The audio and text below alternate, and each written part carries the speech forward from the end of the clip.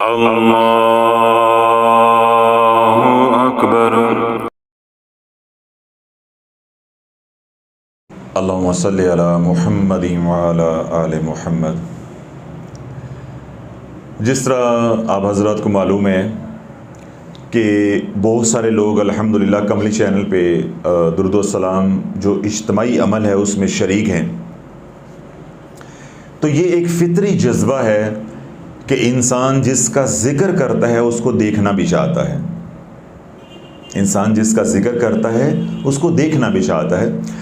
मिसाल के तौर पे आपके सामने यूरोप की तरक्की को बयान किया जाए, ख़ूबसूरती को बयान किया जाए, या जो मादियत है उसको बयान किया जाए, टेक्नोलॉजी को बयान किया जाए, या वहाँ का जो कल्चर है, सकाफ़त है उसको बयान किया जाए, जो सहूलतें हैं डेवलपमेंट की उसको बयान किया जाए, तो लामहला आपके जहन में बात या दिल में ये शौक़ पैदा होगा कि मुझे यूरोप का वीज़ा मिले, मुझे यूरोप देखना है, तो तलब पैदा होती। तो ये फ़ितरी जज्बा है। बेनही जो हुज़ूर अलैहिस्सलाम का ज़िक्र करेगा तो एक मकाम आएगा कि उसके अंदर ये तलब पैदा होगी कि जिन पे मैं दुरूद पढ़ रहा हूँ मैं उनकी एक झलक भी देखूँ कि मेरे हुज़ूर कैसे हैं, उनका हुस्न व जमाल कैसा है, उनका ज़ाहरी सरापा कैसा है। तो ये एक फ़ितरी बात है और होनी भी चाहिए। इसलिए वो हज़रात जो दुरूद पाक पढ़ रहे हैं, और कुछ वो लोग भी हैं जो दुरूद पाक तो इज्तिमाई अमल में तो शामिल नहीं हैं लेकिन हुज़ूर अलैहिस्सलाम से प्यार करते हैं, उनका बार बार इसरार ये था कि हज़रत साहब हमें कोई ऐसा अमल बताएं कि कमली वाले की ज़ियारत हो जाए, हुज़ूर अलैहिस्सलाम की ज़ियारत हो जाए। मैं अपने सारे मासूम जो भाई हैं, बुज़ुर्ग हैं, बहनें हैं, माएँ हैं, मुतल्लकीन हैं, मुरीदैन हैं, सालकीन हैं, उनको एक बात ये कहना चाहता हूँ कि आप सोशल मीडिया पे सर्च करें, ढूंढें, इस तरह किताबें हैं उनको खंगालें तो आपको 20 वज़ाइफ या 20 आमाल ऐसे मिलेंगे कि जो ज़ियारत रसूल अलैहिस्सलाम के हवाले से मुजर्रब लिखे गए हैं या कहा गया उनको। लेकिन एक बात ज़हन में रखें कि मुजर्रब का मतलब ये नहीं है कि वो आपके लिए भी मुजर्रब है, वो आपके लिए भी मुजर्रब है। यहाँ आके हमें अमलियात की दुनिया में ठोकर लगती है, इसलिए लोग रजत का शिकार हो रहे हैं। वो क्या कहते हैं कि मैंने सूरह यूसुफ पढ़ी तो मेरे घर में औलाद नहीं थी, मेरे घर में औलाद हो गई। मैंने सूरह मरियम पढ़ी तो मेरे घर में औलाद नहीं थी, औलाद हो गई। या मैंने सूरत अहज़ाब पढ़ी, मेरी बेटी का रिश्ता नहीं हो रहा था, तो तुम भी पढ़ो, ये बड़ी मुजर्रब है तो बेटी का रिश्ता हो जाएगा। मुजर्रब का मतलब ये नहीं होता कि वो सबके लिए है, किसी के लिए वो मुजर्रब होती है, किसी के लिए वो मुजर्रब नहीं होती। बेनही जो बदनी अद्वियात हैं उनका भी यही असूल है, कोई भी एंटीबायोटिक आप लें वो 100% लोगों के लिए नहीं होती, वो 100% लोगों के लिए नहीं होती। ऐसे ही अमलियात का है और ऐसे ही वज़ाइफ का मामला है। तो जितने भी वज़ाइफ आप सोशल मीडिया पे सर्च करेंगे या किताबों में देखेंगे तो उनके साथ बड़ा दावा होगा कि आप ये पढ़ेंगे तो ज़ियारत हो जाएगी, ये पढ़ेंगे तो ज़ियारत हो जाएगी।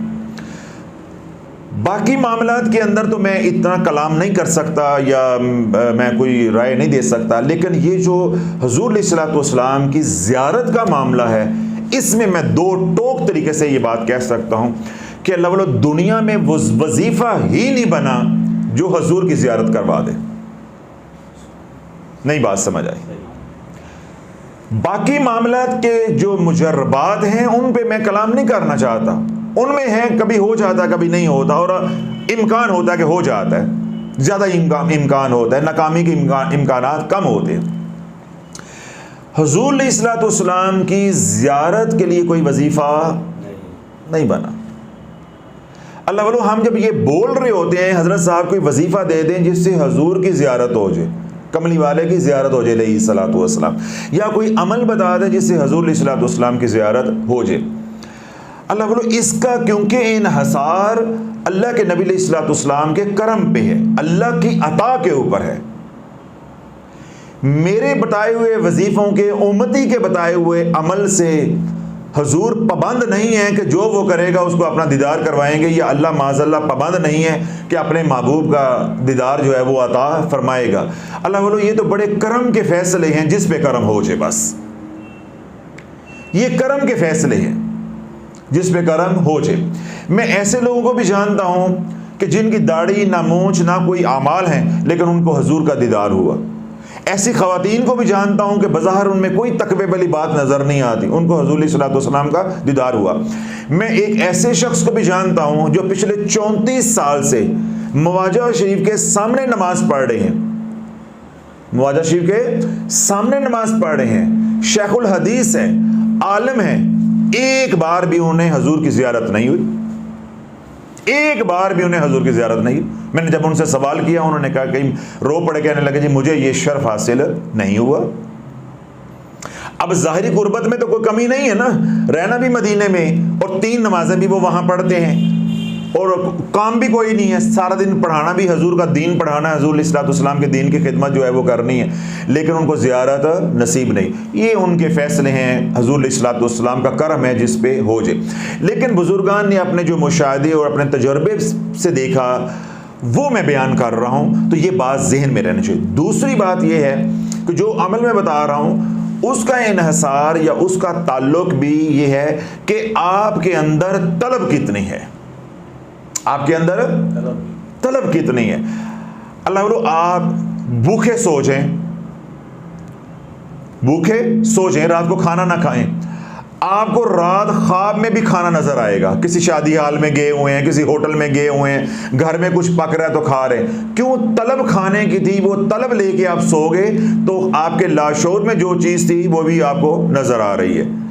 तो बे नहीं कि जब तलब हजूर सल्लल्लाहु अलैहि वसल्लम के दीदार की होगी और इतनी होगी जिसके उसके अंदर शिद्दत जब आ जाएगी तो अल्लाह का करम हो जाएगा। ये बुनियादी असूल है। जब तक अल्लाह के नबी सल्लल्लाहु अलैहि वसल्लम की तलब यानी ज़ियारत की तलब में शिद्दत नहीं आती, ज़ियारत नहीं होती। ज़ियारत हजूर सल्लल्लाहु अलैहि वसल्लम का जो करम होता है या आपकी जो ज़ियारत होती है उसकी 2 वजूहात होती हैं या 2 बुनियादें होती हैं, वो तो जो का सज़ा रखिएगा। बाज़ लोगों की तकदीर के अंदर अल्लाह रब्बुल इज़्ज़त ने रूहानियत में बड़ा मकाम लिखा होता है या जन्नत में अल्लाह ने आला मकाम देना होता है या अल्लाह ने उनसे कोई दीन का काम लेना होता है। तो क्या होता है कि उनकी जो पहली ज़िंदगी है, 20 साल 25 साल 30 साल 35 साल की ज़िंदगी है, वो इंतहा दर्जे की गुनाहों वाली होती है, लिथड़ी हुई। समझ आ गई? आगे उनके तकदीर में अल्लाह ने क्या लिखा हुआ है? बहुत बड़ा नाम लिखा हुआ है, बहुत बड़ा मकाम लिखा हुआ है। तो ऐसे लोगों के ऊपर हालते गुनाह के अंदर हजूर का करम हो जाता है, हजूर सल्लल्लाहु अलैहि वसल्लम का करम हो जाता है, उनको ज़ियारत रसूल सल्लल्लाहु अलैहि वसल्लम नसीब हो जाती, दीदार मुस्तफ़ा अलैहिस्सलातु वस्सलाम नसीब हो जाता है। उस दीदार का नफ़ा क्या होता है कि वो एकदम ज़िंदगी बदलती है, एकदम 180 के एंगल पे ज़िंदगी जो है वो बदलती है। रात को ज़ियारत हुई, अगले दिन सारे गुनाहों से वो पाक हो गए, तौबा कर ली, फिर वो एक नया सफ़र ज़िंदगी का शुरू हो जाता है। एक तो ज़ियारत होती इस तरह के लोगों को।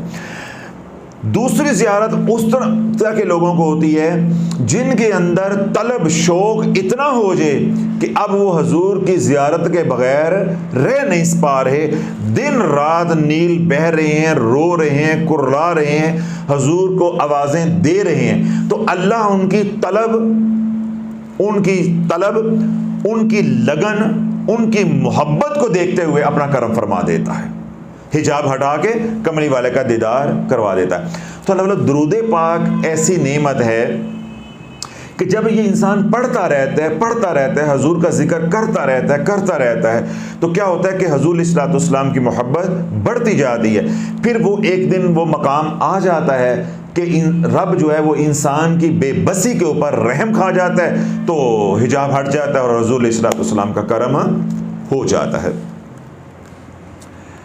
इसलिए बुजुर्गान ने कुछ आमाल या कह लें वज़ाइफ कह लें आजमाए और उनके आजमाने की वजह से उनके ऊपर करम हुआ, तो फिर उन्होंने लिख दिया कि ये मुजर्रब है, फिर उन्होंने और लोगों को बताए, उन पे भी करम हो गया। लेकिन मैंने सारी बात को खोल दिया है कि बजाय कि आप वजीफ़े से बदजन हो या अल्लाह ना करे आपके दिल में हजूर सल्लल्लाहु अलैहि वसल्लम के बारे में कोई ख्याल आए कि भाई मैंने तो किया लेकिन मुझे ज़ियारत नहीं हुई, भाई अपने अंदर टटोलना है, क्या तेरे अंदर तलब वाकई है, तेरे अंदर तलब वाकई है?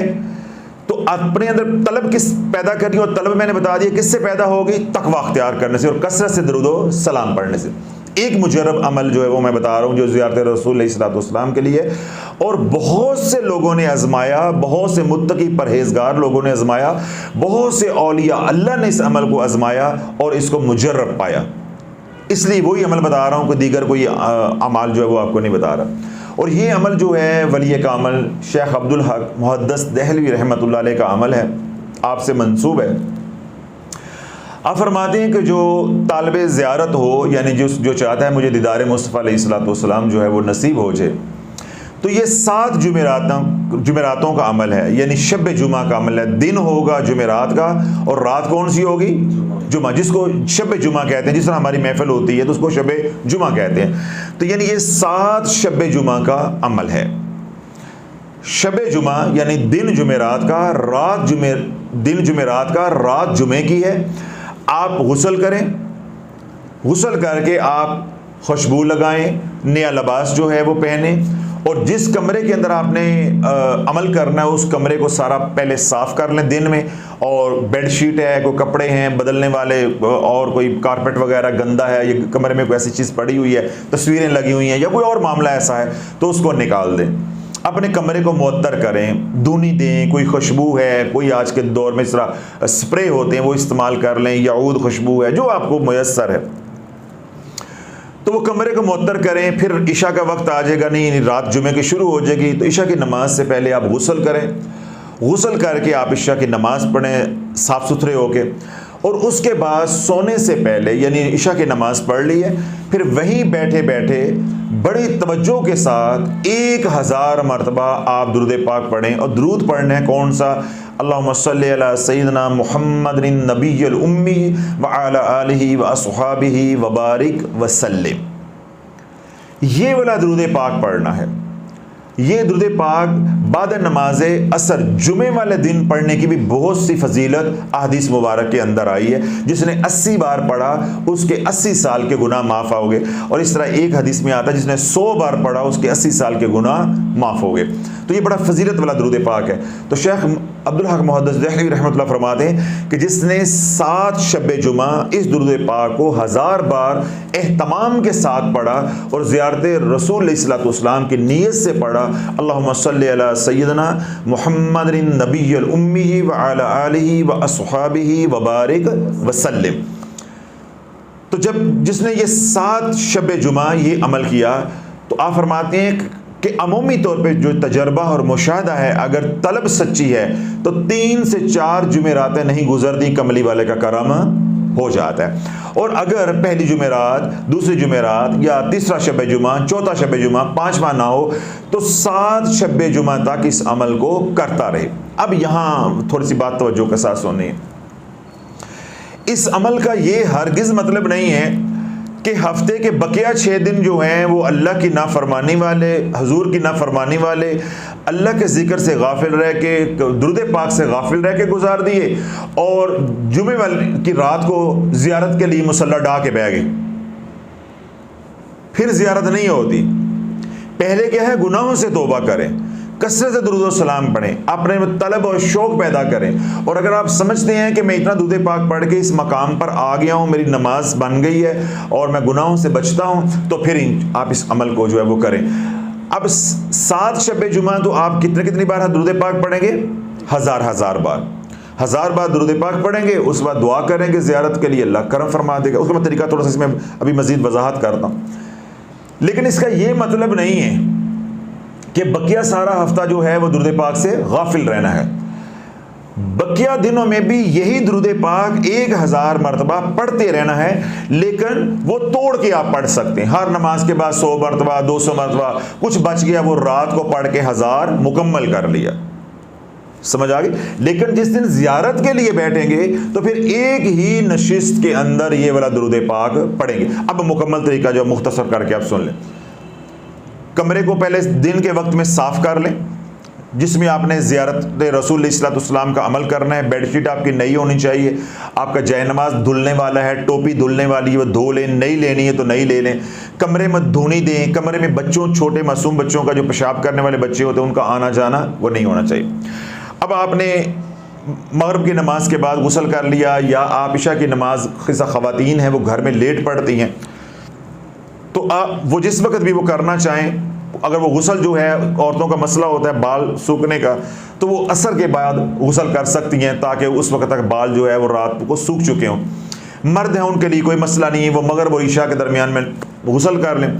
गुस्ल करने के बाद नया लिबास जो घर में है, अगर नया नहीं है तो धुला हुआ हो, साफ़ सुथरा हो, नया कोई शर्त नहीं होता, वो लिबास पहने, ईशा की नमाज अदा करें। अब हमने अमल करना है ज़ियारत रसूल अलैहिस्सलातु वस्सलाम का। अब अमल कैसे करेंगे कि पहले 4 रकत नमाज नफल पढ़ेंगे, 4 रकत नमाज नफल पढ़ेंगे, 2-2 करके 2 सलामों के साथ, यानी 2 नफल पहले पढ़ेंगे, फिर दोबारा 2 नफल पढ़ेंगे। हर रकत के अंदर 11 मरतबा आयतल कुर्सी और 11 मरतबा सूरत इखलास कुल हुवल्लाहु अहद पढ़ेंगे, सूरह फातिहा के बाद बिस्मिल्लाह शरीफ के साथ। समझ आ गई? कुछ इसमें मुश्किल नहीं है। 2-2 करके 4 नवाफल पढ़ेंगे, हर रकत के अंदर 11 मरतबा सूरत फातिहा के बाद आयतल कुर्सी और 11 मरतबा कुल हुवल्लाहु अहद सूरत इखलास पढ़ेंगे। अब ये 4 नवाफल पढ़ेंगे, उसके बाद आप 1000 मरतबा मौजा शरीफ का तसव्वुर करके, रोज़ा रसूल अलैहिस्सलातु वस्सलाम का तसव्वुर करके दुरूद पाक पढ़ेंगे, और इस तसव्वुर के साथ कि मैं सुना रहा हूँ, हुज़ूर अलैहिस्सलातु वस्सलाम समाअत फरमा रहे हैं।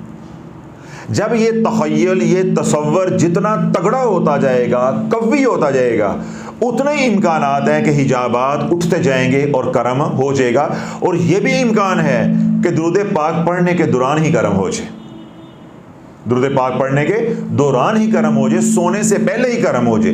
तो ये सारी बातें, इसका इन्हिसार किसके ऊपर है? आपकी तलब, आपके मुकद्दरों के ऊपर और अल्लाह की रहमत के ऊपर, जिस पे करम हो जाए, जिस पे सरकार अलैहिस्सलातु वस्सलाम निगाह करम जो है वो फरमा दे। अब पहले आपने क्या कर लिए? 4 नफल पढ़ लिए 2-2 करके। उसके बाद आपने 1000 मरतबा दुरूद पाक कौन सा पढ़ना? अल्लाहुम्मा सल्लि अला सय्यिदना मुहम्मदिन नबिय्यिल उम्मी व अला आलिहि व अस्हाबिहि व बारिक वसल्लम। ये अगर नहीं आता तो आप नेट से भी जो है डाउनलोड कर लें, जुमे का दुरूद पाक, जुमे वाला दुरूद पाक, बस ये लफ्ज़ लिखेंगे तो वो आप डाउनलोड हो जाएगा। तो आप वहाँ से भी 2-4 दिन जो है वो पढ़ें, स्क्रीनशॉट ले लें, वो सामने रखें, 1-2 दिन पढ़ लें, पढ़ते रहें, ताकि वो उसके अल्फाज और अदायगी और रवानगी बेहतर हो जाए, ताकि आपको 1000 पढ़ने में फिर ज़्यादा दिक्कत ना हो, वक्त ना लगे। अब आपने 1000 मरतबा दुरूद पाक पढ़ लिया। अब आप अपने मकसद के लिए अल्लाह से मांगे, दुआ करें रो रो के। फिर क्या है, बुजुर्गान ये फरमाते हैं इसके साथ कि आप उसी जाए नमाज पे सोचें, यानी जिस जगह बैठ के ये अमल किया है बस वहीं अपना हाथ जो है वो नीचे रखें, सुन्नत के मुताबिक जाए नमाज पे सोचें, तो इंशाअल्लाह तहज्जुद की नमाज से पहले पहले दीदार मुस्तफ़ा अलैहिस्सलातु वस्सलाम नसीब हो जाएगा। और अगर किसी की आदत नहीं है, या जगह ऐसी है कि वो कहते हैं मैं ज़मीन पे नहीं सो सकता, जिस तरह ख़वातीन है जिस्म भारी होता है वो नीचे सोने के आदी नहीं होती, या मर्द है किसी का जिस्म भारी है या वो नीचे सोने का आदी नहीं है, तो फिर मैंने क्या कहा है, कमरा पहले तैयार किया हुआ है, बेडशीट बदली हुई है, सराहने का गुलाब बदला हुआ है, खुशबू लगाई हुई है, फिर वहाँ से जब अमल कर लें, उठ के अपने आराम से अपने बिस्तर पे जाके सुन्नत के मुताबिक दुरूद पाक पढ़ते हुए, हुजूर का तसव्वुर रखते हुए सो जाना है। इस सारे अमल के दौरान दुनिया की कोई बात नहीं। अब यहाँ ख़वातीन ये सवाल करेंगी, हज़रत साहब हमारे बच्चे छोटे हैं, कोई दरमियान में बात करनी पड़ जाए, तो भाई अल्लाह वाली मैं आपसे यही बात कहूँगा कि आप 10 दफ़ा भी बात कर लो, जब वो कर्म करने पे आ जाए तो मैं क्या कर सकता हूँ? मैं तो असूल की बात बता रहा हूँ, और मैं ये भी नहीं कह सकता कि बच्चे छोटे हैं आप अमल ना करो, मैं ये भी मजबूर हूँ। तो अगर आपकी कोई बामर मजबूरी ऐसी हो जाती है, आपको बात करनी पड़ जाती है, तो मैं कैसे आपको मना कर सकता हूँ? लेकिन जो अमल है मैं उसमें ख़यानत नहीं कर सकता कि मैं कहूँ हाँ बातें कर लो, उसकी वो तासीर नहीं रहेगी, क्योंकि सारा खेल तो है तसव्वुर का कि अपनी तलब पैदा करनी। जब दुनिया की बातें भी दरमियान में होंगी, अपना मोबाइल भी पास रखा होगा, 2 दाने जो है दुरूद पाक के तस्बीह के गिराए, 100 पढ़ा 150 पढ़ा, उसके बाद व्हाट्सअप चेक कर लिया किसी का आया तो नहीं है, किसी को व्हाट्सअप पे मैसेज भी हो रहे हैं, तो सारा कुछ चल रहा है साथ, फिर अल्लाह वालों का ही शय नहीं है, फिर वक्त का ज़िया है। ठीक है, हाँ ये है अपने घर में मशहूर हो जाओगे कि वजीफा पढ़ रहा है, हाँ बस ये इतना ही होगा और कुछ नहीं मिलने लगा। तो ये बातें अल्लाह वालों कॉमन सेंस की होती हैं। इस पे बार बार कमेंट करना, सवाल करना, जी ये हो जाए तो कैसे होगा, कुछ अपनी इंसान अकल भी इस्तेमाल करता है कि अगर बामर मजबूरी कोई औरतें अमल कर रही हैं, कोई बच्चा उठ जाता है, कोई मजबूरी हो जाती है, पहले तो ये है कि एक रात का ये अमल है, अपने घर वालों को एतमाद में ले के करें कि भाई मुझे ना बुलाएं, ठीक है। बल्कि मैं तो ये कहता हूं कि औरतें हैं जिन्होंने ये अमल करना है, वो मगरिब से लेके सुबह फजर तक एक रात के एतकाफ की नीयत कर लें। वो सबसे आला है। सारे घर वालों को पता होगा कि बहू एतकाफ पे है, बेटी एतकाफ है, अम्मी आज रात एतकाफ में है, कोई भी आपको नहीं बुलाएगा।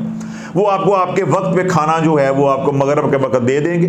और इससे भी आला अगर आप करते हैं, वो सबसे बेहतर है कि जुमेरात का रोज़ा रखना सुन्नत है, जुमेरात का आप रोज़ा रखें, ठीक है।